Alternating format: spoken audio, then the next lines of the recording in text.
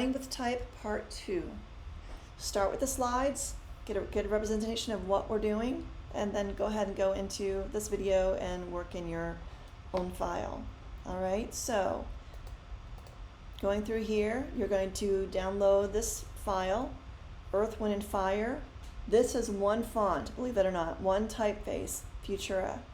And you're going to work with the alphabet characters in Futura and add glyphs to this as well. So you're going to represent a word by using a font, a family of font typefaces, not a family of typefaces, one font only. Okay, going to 3. Layers is going to be really, really important to kind of keep track of what you're doing. Okay, so using an alphabet, the numeric numbers, special characters, and glyphs to create each layout, each composition. You can change it to upper and lowercase letters if you want to, but no distortions. Create outlines towards the end if you want to. Don't do it first, and I can kind of show you why. Okay, number 5. This kind of explains how you can see type, okay, if it's still editable or not. In the type menu, if you go to show hidden characters, you'll see what the keystrokes. These little dots represent every time you hit the space bar. Okay, there's a little backwards P here at the end of E probably, and that's the return key. All right, this one in the middle, everything was converted to shapes because they were outlined. All right, and this one here, the P has been outlined, but the rest has not. Okay, glyphs. Get into this right away because it's going to be a really important factor of this activity. And did you know? Okay, Liszewski is a great representative of what we're doing in his constructivist book. He's using shapes, right? Letter forms to create an illustration or a composition. So take a look at the website, please. All right, name your file. Get your last name in there, and then you're going to save a PDF for uploading. And then we should have some examples here of what prior students have done. And again, you're just using Futura and everything that's available with glyphs and creating, a representation of the word. Many different ways to do this. This illustration on the left was not just created with, shapes in Illustrator. It was created by shapes that you probably created through using a glyph. So there's no right or wrong, just gonna have a little fun with this whole thing. Okay, so going to Illustrator, down here, you're gonna just download Part 2, go to Illustrator, and here's Earth, Wind, and Fire. I don't want to view the guides, so I'm going to go to View. If they show up, just go to Guides and hide them. And I'm going to just go ahead and zoom in and work with wind. All right. So in my layers, again, very important to understand layers in every program. I'm going to work with wind, so I'm going to actually lock the other ones just to make sure I've got everything squared away when I'm working on it. And if I click on wind right here, you can see the blue line here, and that's representing that this text is still editable. One thing I don't like about cyan is you cannot see it very well. If I double click on a layer, I can choose a different color to represent that layer. Let me go to orange. There's no orange in here yet. And click on orange. And it's just, again, it's just kind of showing you, there you go, you can see it a whole lot better. So just a small little thing about layers. All right, now wind. I'm not going to outline this stuff first. I'm going to go ahead and get some glyphs in here and modify and create a graphic of some sort to represent this. So we're going to go to glyphs first and go to type to glyphs. And this font is showing you a whole list of different things that's in here. This is Futura Light Oblique. And if you want to, you can choose different ones as you go through. Okay, right now I have wind selected, so it is modifying that. Maybe if you want to do that, you can. All right, it's still the same font. I'll leave it at book for a second. All right, and leave it there. But what kind of glyphs do we have in here that I might want to use to represent wind? Let's see. Windy, windy. So let's just start by doing this. Let's go ahead and make another text frame. So I'm going to click outside. I'm going to click on wind, so we're actually on a layer. All right. Click on the T for your text tool. Click inside here, and we're going to double click on just anyone right now and just click on here so we've got it in here. This character needs to be a whole lot bigger. Let's go to 80. Oh, I didn't have it selected. So select it, character. Let's go to 80. Okay, and now I can work on it. And is it going to stay? Nope, it's not going to stay in the clipping path in that shape because it is above. If you look at the layers, go away, little selection tool. There we go. This item in the layers is too high. So I'm going to click on this and drag it below the rectangle. Come on, there we go. So I had to come over here under rectangle, or it could go under wind too, just so it's inside a clipping path so it will stay in here. Okay, so I don't think I really want the, that's not the signal I really wanted to use, but maybe, where is that one element?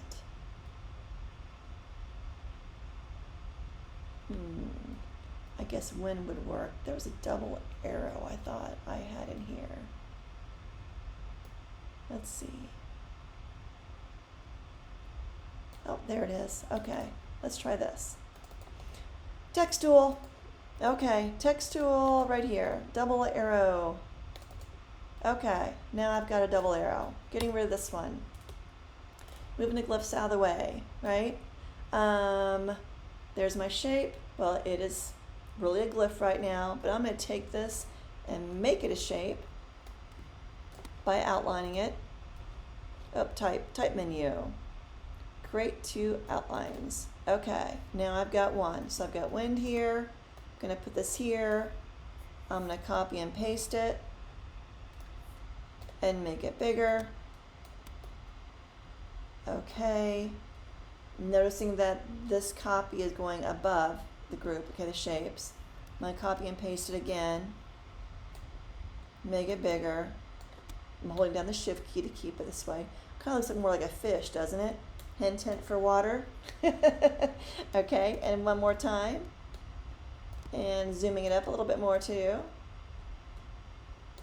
It's a little bit too much compared to the other ones, but it's all right. Okay, these three elements need to be selected. I'm going to click on the first one, shift click on the last one, and move them down. Okay, so now everything's staying inside. If I select all four, I can move them around.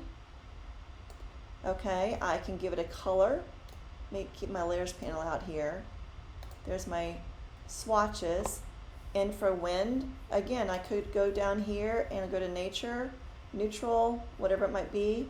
Beach is kind of cool for different ones. Seasons. We'll try that, see if it gives me some colors that I might want to use. Not really. Let's try it again.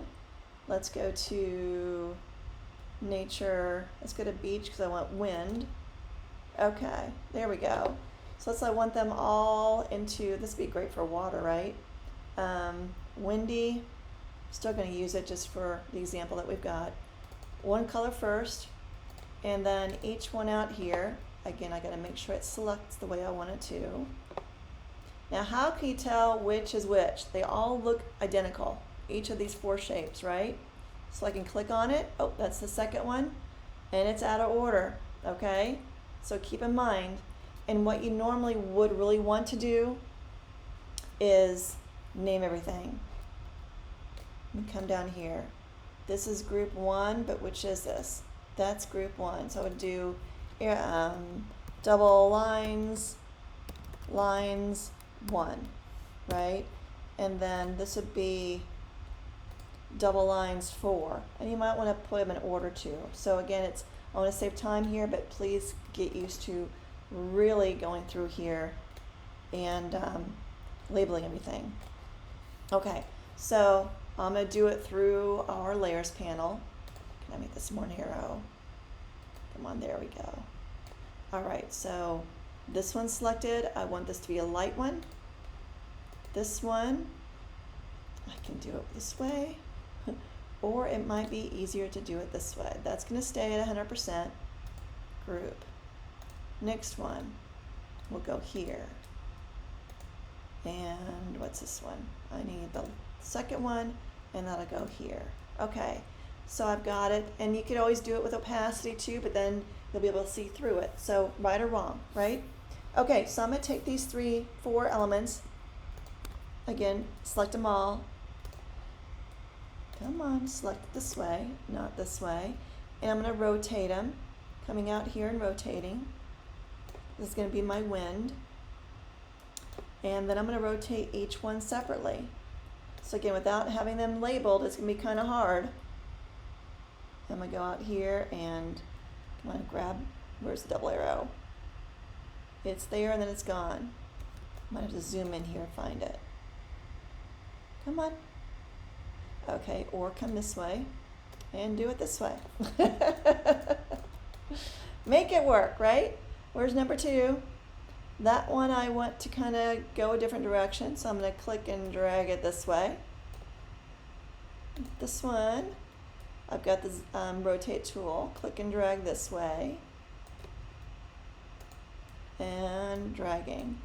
And so I can move it, you know, grab and move them, grab and move.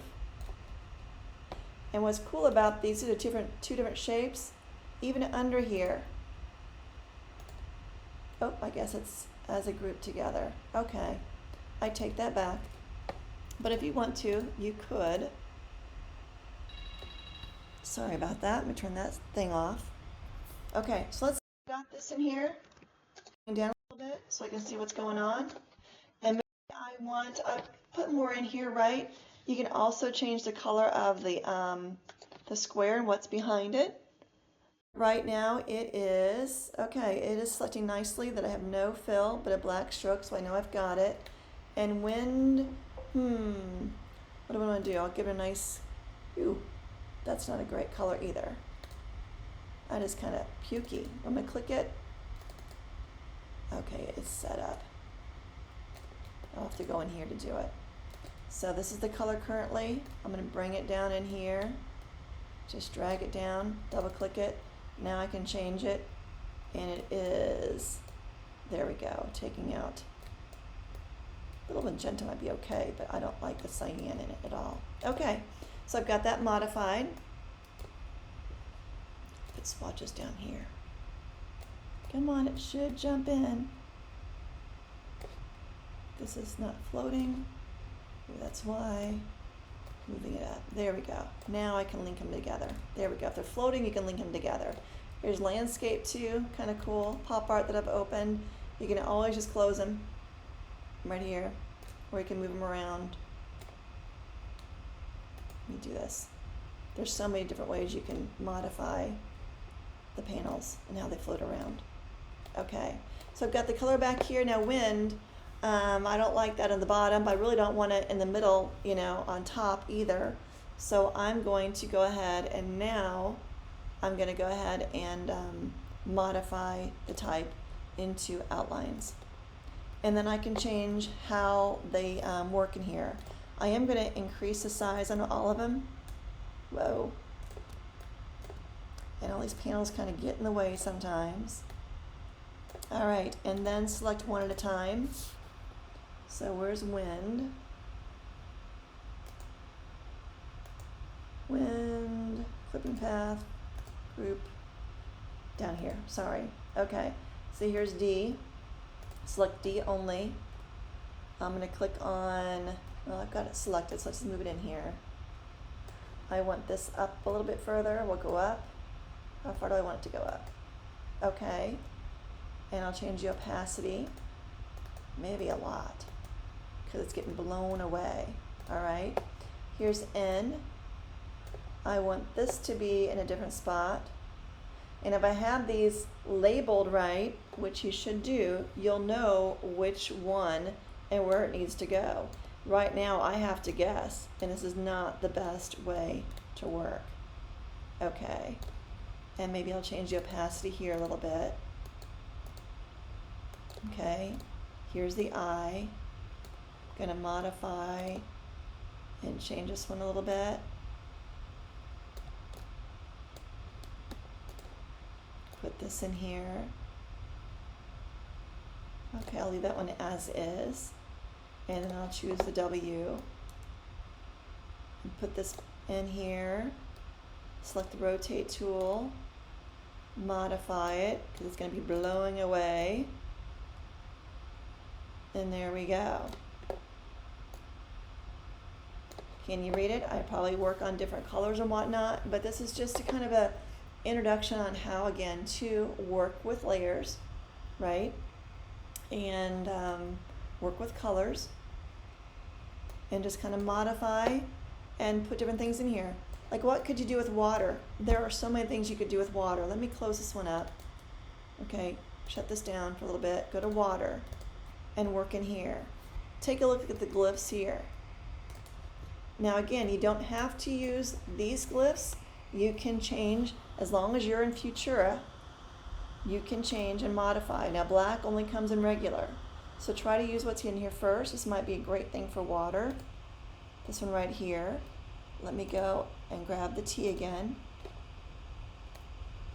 Too many panels with one screen, but that's kind of the way it works. It's all right. Let me go and click in here one time. All right, that's working out pretty good. It's coming, oh, it's up here, right? Okay. Let me click on the glyph, the water glyph, right? The double arrows, or double squiggly mark, I forget what that thing is called. And now I can't find it in here again. Oh, here we go. So here's a great water. You can go a double or a single. All right, get my glyphs out of the way. And now I've got these to kind of work with, and I can make waves over here. Same thing if you were putting like a beach, like a fence in here. You could do something like, what is it? What would be good? Like a plus, okay, we could try this. There's your fence, right? There's a fence that could go in here, and of course you've got to put this into the proper place under the rectangle, and this could become like a fence. Looks more like a cross right now. But what do you do if you don't like the spacing?